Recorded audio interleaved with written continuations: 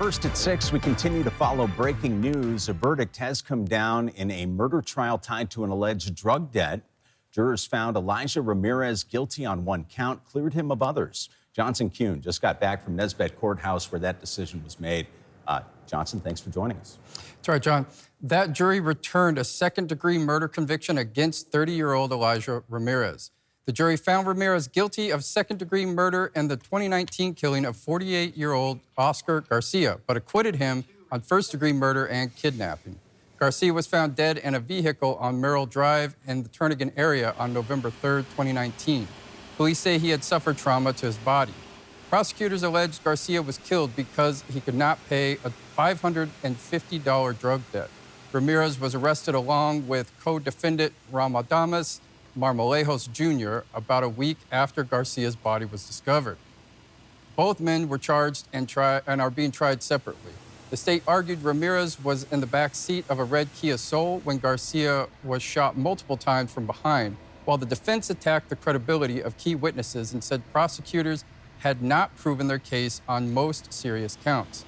Now, a sentencing date for Ramirez has been set for July 22nd at 2 p.m. John, Augusta? All right, Johnson, thanks so much for tracking that. And in another case, the not guilty plea today for a 22-year-old Wasilla man accused of murder. Yeah, Lauren Maxwell was at the Palmer Courthouse for his arraignment today. She tells us it's not the first time that Ian Millard has been accused of murder. A family friend confirms that Ian Millard is the same person who killed his mother and his younger brother in their Wasilla home in 2016. Ian was just 12 years old at the time. We're told he spent years at the McLaughlin Youth Center, and it appears that he was released less than 2 years before he's accused of killing again. Now Millard has been charged in the murder of 18-year-old Atasia Banks. Banks went missing in 2023. Her remains were discovered nearly 2 years later off Moose Meadows Road in Wasilla. Preliminary charging documents don't say what connection Millard may have had to Banks, although they do say they believe her death happened on or about September 23rd, 2023, the same time she went missing. In Palmer Court Monday, Millard said he'd been living with his father for the last 6 months, but that he had no permanent address. The judge said he would assign him a public defender. The judge ruled that Millard is eligible for bail, but he set him a $500,000 cash-only bond. His next court appearance is scheduled for April 10th, when they'll talk about a trial date. Lauren Maxwell, Alaska's news source.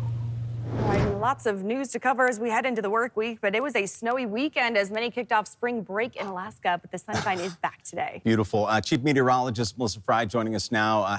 How spring-like is this week going to be for us, Melissa? Well, if you're inside looking outside, it'll look quite spring-like for spring break. If you don't look at the ground and all the snow that has piled up, it is going to be sunny and dry for many of us this week, but it's also going to be cold. Here's a live look at current conditions in Anchorage. Look how high the sun is in the sky now that we moved into daylight saving time. 17 degrees right now, so still on the cool side. That wind chill, which is a little breeze out of the northeast, down to 7 degrees currently.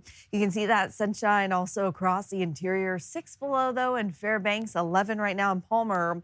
And Juneau and across southeast is the one spot still seeing falling snow as we head into this evening.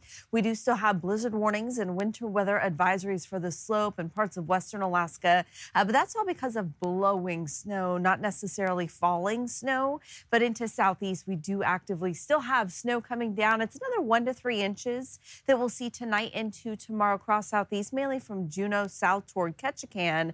And then that storm will wrap up and sunshine's eventually coming into southeast once we get into later this week. As for tonight, be prepared for those sub-zero temperatures from 5 below in Anchorage to 31 below in Fairbanks. And tomorrow, sunny skies outside of southeast. Fairbanks seeing a high temperature, though, of just 7 below. So still a little chilly. I'll have a closer look at that full extended forecast if you want to plan the rest of your spring break here in just a few minutes. All right, thank you, Melissa. We'll check in a little bit. Well, as the conflict in the Middle East continues, Iran replacing its former supreme leader who was killed with one of the supreme leader's sons. Iran's Assembly of Experts selected Mojtaba Khamenei. His father was killed in a joint U.S.-Israeli attack as part of Operation Epic Fury. The goal is to weaken Iranian command centers, defenses, and nuclear capabilities, according to the White House. And today, President Donald Trump told reporters he believes the operation is nearly complete. So far, the Pentagon has confirmed 7 U.S. service member deaths.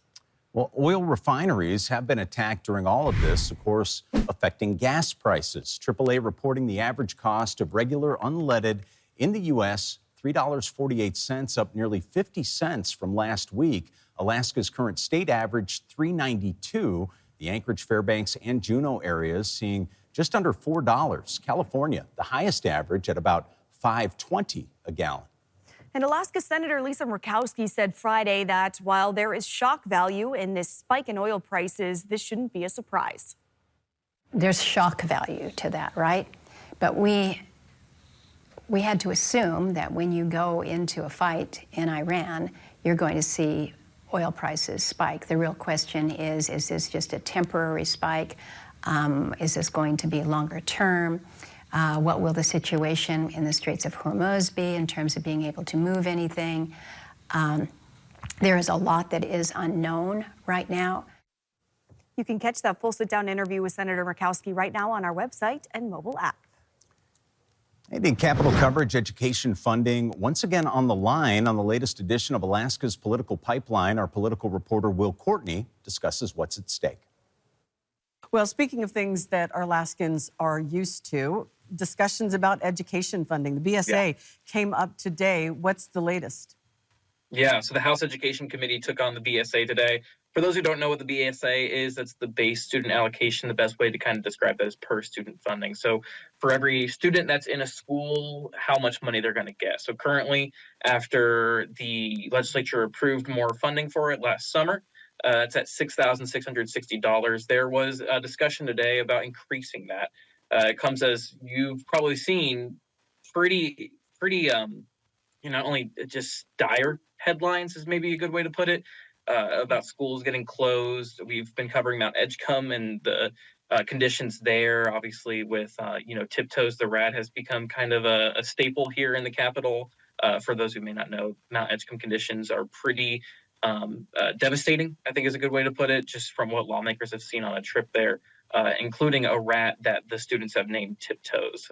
Senator Bert Stedman has put out a wanted poster of Tiptoes the rat and has said multiple times that the rat's days are numbered. So education funding is a top issue, but it comes with a little bit of baggage because we don't have a lot of funding that the legislature is able to kind of put towards it. We're facing a tight budget. The governor's proposed budget is a $1.5 billion deficit.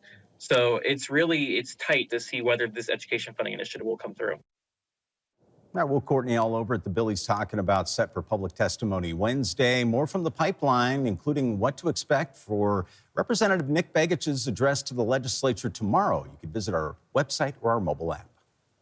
All right, and the Two Rivers community in the Fairbanks North Star Borough has resubmitted its charter school application.